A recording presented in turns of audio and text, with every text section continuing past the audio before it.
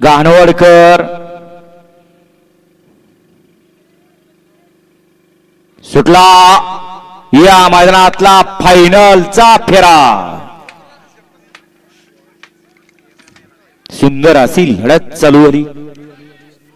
कोण पटकवतो 1 नंबरचा मान। अतिशय सुंदर आणि शेवटच्या क्षणाला दोघात लढत पाहायला मिळाली। खाल्ल्याकडं होता चंद्या आणि त्याच्या शेजारी होता गोल्या। गोल्या आणि चंद्यामध्ये लढत झाली। कोण झाला 1 नंबरचा आणि कोण झाला 2 नंबरचा मानकरी। भावा भावात लढत झाली।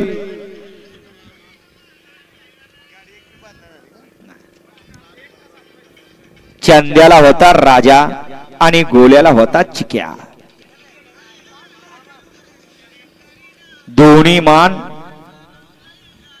एकाच घरात गेली का?